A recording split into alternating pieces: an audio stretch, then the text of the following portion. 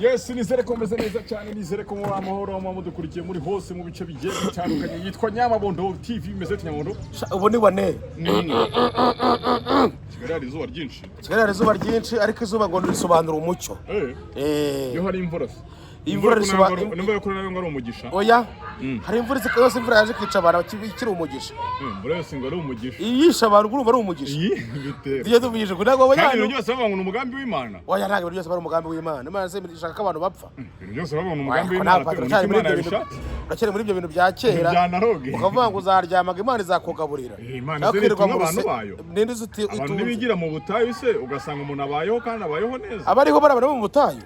Ajye byihora ntabyo. Nyine ushobora ngo kuno amafaranga y'inzu wenda akaba yayasaba ariko n'Imana y'ibikoze n'Imana y'ibikoze Imana iratubwira ngo nubura ubwenge nzakureka ni kwivuga ikongera kakubwira ngo nudakura amaboko mu mufuka uzasaba ikongera kakubwira ngo icyo wakora cyose kikaba cyagutunga nishaka no kubimenya n'uburaya se none se uburaya se yabiremye yiza gusanga uburaya butemewe yabiremye kugira ngo abantu bajye babana kubanza wumve sitaza Imana yiza gushaka uburaya butabaho eri kugihafunga hagafunga kugiye gushaka byonyine niyo mpamvu yabigize tambarare ukiba mu murenge kari bwo hafunguka cyane noze kumva ko intumwa z'Imana hafi yazo zashasa abagore barenga 1000 ubwo urumva ibyo ngibyo ari ibiki irarera bari kata na kare y'abantu bazanye ibintu kugira ngo tubigendereho niki ugasanga umuntu n'umudeve yanze kwirira ngo agiye kurara n'imyumbati ayitogosheje ngo azabone ibyarya kuwa gatandatu urabyumva ugasanga yanze kurya inyama arimo kurya arya soya ngo ni tofa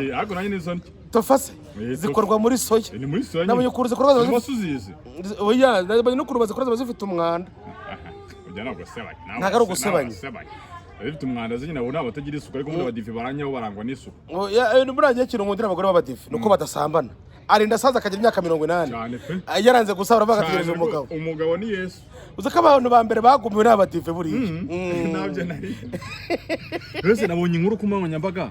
Rero kubera ibintu byinshi byabaye pranka, n'ibintu bisigaye biba umuntu namenye ngo ni ibiki. Birabyarinda n'umugabo we. Ngo sinzi ngo bamuzaniye ngo umwana. Oya no kuvuga ngo nafashaga. Ngiye kubona mbona bari kumwe na umwana. Kusobana nanjye kuri abanyarwaye bwaki. Nabonye amafaranga. Ariko uriya mwana asa nk'uriya mugabo, nayo mwana asa nk'akagabo. Uriya mwana asa nk'uriya mugabo. Nagiye kuvugisha. Uriya mwana asa nk'uriya mugabo. None se ikintu mbaza ni kimwe. Kuko uriya mwana wabonye asa n'amafaranga bavuga ngo uriya mugabo afite. Oya no kuvuga ngo nkwereka. Ngo nanjye uriya mwana ngiye bitagira amata. Naramubyaye ngira ndembwa kurigeze mubyara. Ngiye umuntu arandabura aramubwira ati niwe bita Kabira. Ati tubabwiye umwana ahantu cy'umwana wabayeho nabi. Ngiye ntaga umwana wanjye bana n'inkende. Umusatsi waracuramye n'ibiki byose. Kandi ngo ufite amafaranga. Kandi bavuga ngo ndakora. Muza yuzini yasigaye afite. N'amabere yaje. None se ubundi uriya mugore yazanye uriya mwana avuye.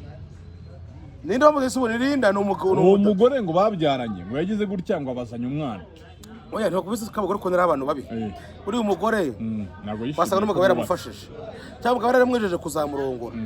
Ariko umugabo nawe yikurikira iki? Yikurikira inzobe. No akurikira n'umwana wo mu bantu. Rinda ni namwiza. Rinda ni namwiza.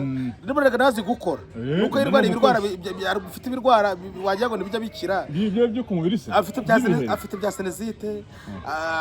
Ibyo sidefo. Sidefo. Bwana nubwo ahorana gakorora. Ariko Rinda ni muzima. Simabura zonyuma ko yitwa dukorora tsugo gahuriye niyo twayimo dukora na Simabura Rinda. Tujya dukora Rinda ni muzima. Ariko ahorana gakorora. Yeba. Katajya gashira. Katajya gashira papa. None se ningiye yose twayimo tuvuga. Ubundi wa mugani uwo mugore kucyo atari yarazanye umwana mbere yuko babana. Cyangwa akora mugabo nawe wari umunsi. Amugabo namuro umuzi. Udura mugabo nye uramugabo. Umushaka avuga ngo yarasanzwe muri ibi bintu. Oya uramugabo ameze nkaga promoter. Agapromoter asambira umuro umuzi. Nta muntu ari umuzi. Ubuse bwa ari umuzi. Oya aramenyekanye. Akongeraho miki. Oya. Yuvuze yaga ubusobanuye ngo kwamamaza. Bura niyo muntu mu Rwanda uzi kwamamaza. Ibyo byemejwe nande yasimbuye Gatare. Oya Gatare nabwo yarazi kwamamaza buriya kurusha umwe bitaga ntuza. Niba ariwe ni fast ndera rucago. None se agahera abasimbuye uwo. Yarabikora se. Arabikora. Oya no kuvuga ngo urebye ibintu by'imyenda inkweto abageze kubyamamaza kandi arano menye bakoreye uko ko kuhamamaza nagasekwe rwose ariko yaga ikintu mukundira nta matika agira wera nta kintu araguha umuntu nyine wari umuzi ariko wenda kuzi ngo nta kintu araguha wese aragifite agafite umuntu mu boss uramuna butugura umukene n'amagambo agira uramugwe n'umukozi umuke agafite so umukozi ndetse ukurikiye wundi hit inde ninde wakurikiye undi oya ona ninde washituye undi ni ukuvuga ngo mikini mwiza pe rwose yabaye ikidamu cyiza ariko naga ni mwiza ugereranyije n'uwawe kuya buri muntu teretse uhuye naga nawe ubona ko ari wari mwiza iyo wageze kari mwiza kubera ko tubana numva nawe ubizi umugore wawe na mikisi mwiza n'uwe ubwo ni mwiza n'uwanjye kuko tubana ibyo wabibaza yaga none ko wari ubivuze ndabivuze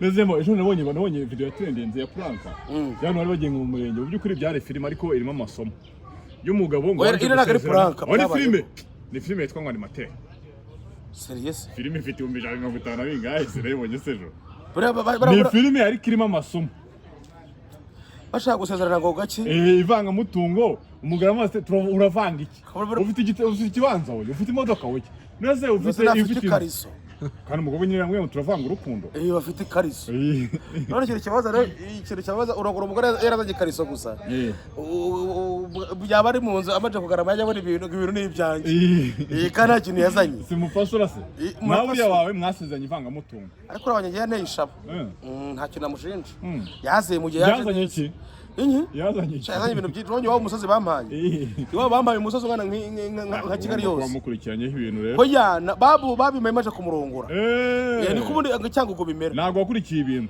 oya nta n'ubwo nzi ko babifite wari umukundiye iki se ntujyane nakunze ko yarari mu cyerekezo cyanjye ni umuntu nyine mwahuzaga ni umuntu twahuzaga ariko kandi nta n'ikintu wicuza kuvaho mubaniye we nta kintu nakwicuza ubona inshingano z'urugo rwose mu rugo byose nitibye ntabwo uvuga ngo gusubiza nkamumena ijisho yeze umugore yansubiza ate yaba yaranshatse ugasubira amageragere nkavuga ko nibeshye buriya yazanye ibintu kubeshya umugore uzahana umugore umugerageje ikibazo mukarwana ariko ari umugore ufite intuza ushaka kubaka yaje avuga ko wabikoze utabishaka ari ushaka kubaka ariko ari ushaka kubaka utabishaka rero ari nareba hepfo ngo nta mugabo mfite we abarira ijisho rimwe kandi umugore apfungishije sinagaruka ngo dusubirane kubera iki nahita nshaka mu byaro cya mama we ni ukuri kw'Imana mama we reka reka sinadusubirane washaka mama we nagera muri gereza ariko nawe uzi ko umeze nk'umuntu wihorera nagera muri gereza nkahita nakagatanya ukakira muri gereza cyane ku buryo uzafungurwa divorce yarabaye byose virare ya rimwe nawe ariko nta mutima ugira mbese ugashaka nyina mu buhe buryo muri revenge kugira ngo nanjye mwemeze nyina se akakwemera kandi abizi ntago wabanaga n'umukobwa ntago yanyemera nigira bari ko no kuvuga ngo pastor tujye tuvugisha umugore gufungisha mwasubirana byaterwa n'icyatumye gufunga nushaka uburibwa uramutse yagusuraga nushaka ubudashaka niba wamukubise ariko niba wamukubise ugafunga uze pfiriye kuko hameze uzahariho fata amavuta azababwira nta buremeze gaze hadira cyari mibisi burya itatu cyo gipimo cy'abantu bagukunda bariwe baranga baketiye bamufasha ngo abashobora cyamusura oya reba kuri mobile man ntago byabura no diaspora wamukunda ariko ubwo bura muntu nk'ubuse tubare bamfunze n'abanagareza nana ariko bazatakongera kumpa akazi uyereje se bamufunze akahita n'ubwo ngo buriya ari umuntu urabona bino bintu byari byabaye by'abagura bya bino bintu byano bya jihad yego ndabibona harimo abantu bari bafungiyemo benshi arafungiyemo n'umukozi wa nana yararimo umukameramani baramufunze arahita ati gufungwa kwe nubu nta kintu yakoraga subira na cano yawe akomaho abantu badukoresha nabo nta mutima nazo ni baduhemba ushobora gufunga umuntu agahita azana undi mukozi mu gitondo none se patiri tujye tuvugisha ukuri iyo ikamyo iguye umushoferi agapfa bose nazana dutwara aho mu gitondo bivuze ko umuntu akwiye kujya kureba abantu rero atekereza ko rwose atari kamara we nta muntu kamara ubaho kandi ubu ushaka kureba ko ngiye buriya nshaka kureba ko nta muntu kamara ubaho ndebera ku musaza kuri perezida wa repubulika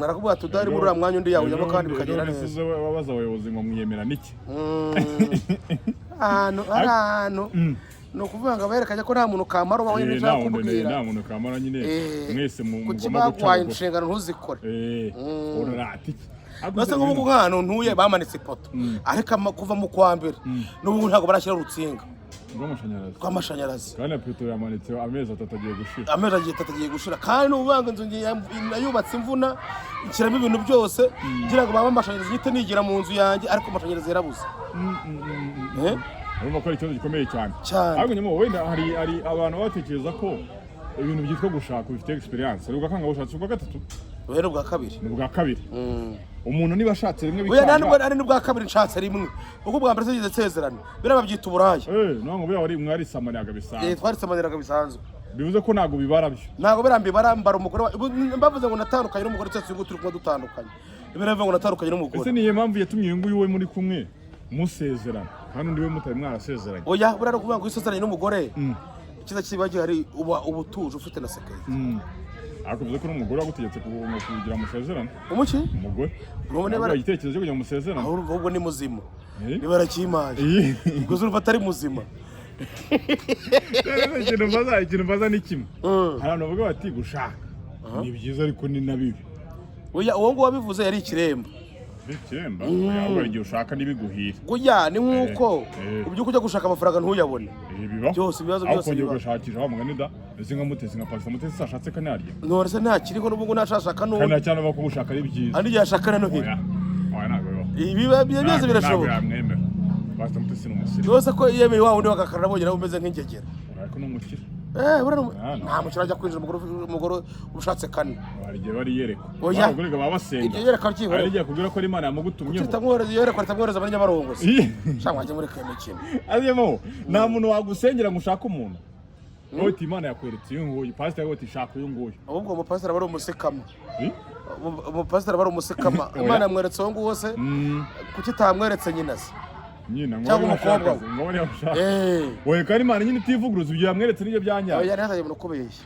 reka no kuvuga Imana twese twiyereka kimwe no mu buryo bumwe ubwo Imana iratubwira ngo wowe mu bwenge naguhaye cyangwa ibyo naguhaye gukora ubikoresheje gute ntabwo bivuze ko utemera ubuhanuzi rero ntabwo wemera ubuhanuzi bwande ubwo umupasi nyine ushobora kugusengera wowe ikintu bikabaho ntabwo wemera ubuhanuzi ntabwo mbwemera ibyo si uguhakana ntabwo makanye nde makanyende uhakanya abantu b'Imana mbakanye gute niba ushobora kuba se kutemera ubuhanuzi uwo manyine ubutabahakanye none se ajya avuga ngo ni umuhanuzi wowe uramwemera se kandi umusinze ntabwo sinabere gusa hari abandi ba nyabo hari abandi ba nyabo uriya Claude yaguhanurira pastor Claude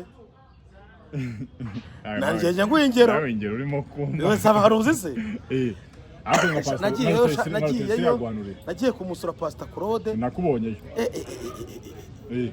ni ukuvuga ngo ntibapfuna kuguha amazi umugore atabyemeye ntabwo wajya umugore adahari ni inganzwa uriya mugore afite isuka angana na mama wanjye angana na mama wanjye narabivuze yaramenye amazi naravuze ngo umukecuru ngo duhereze kariya kantu oya pastor Claude ni umuriro wo kotera kure nasuka ngo baze mwana kandi nabyumva nk'ubu ngubu umuntu akubwiye ngo avuze ngo uramuranga na mama wanjye si cyo wari umuhaye oya ntabwo ari cyo ni mukuru ku buryo washaka se umuntu ungana naramuhamagaye naramuhamagaye ndavuga ati tuva mukecuru ati mpereza ariya amazi Claude wahwanye oya ngo ujye uvuga umufasha nawe urasebanya uriya muntu se ni umukecuru ni mukuru ku buryo umwita mukecuru we ni mukuru urabona n'imyaka 40 afite guki iki cyarasaze ari muri 63 64 kandi urasebanya oya ni mukuru imbere y'Imana oya nta myaka 40 afite n'imbere y'urukiko nabishimangira kari mukuru kandi uri gukorana kwinjira muri famille z'abandi umubukira mukundiye ntabwo bashaka kujya muri social media oya ntabwo ibintu bibamo ariko no kuvuga ngo akagira n'umutima mwiza n'umuntu mwiza cyane akunda abantu heri akunda abantu badafite ikintu bamaze ariko naramwitegereje baza Claude zakurega muri ribu nose barugure barabana nabi barabana nagara bari ubukecuru babana bize kuya makorode nabande nago mbizi baza Claude zakurega muri ribu usiga winjira muri famille ngora buze ngo umukecuru nguma amazi ahita avuga uvuga ngo neza umudamu yarakwitabye kandi atari mukecuru yandebye nk'inka yica nabo twigiye ku muguke uwitwa Kerema arafunze ariko yasabye imbabazi ubona bitamwamira gato bazahita uyu muntu mwana namanibo yampamagara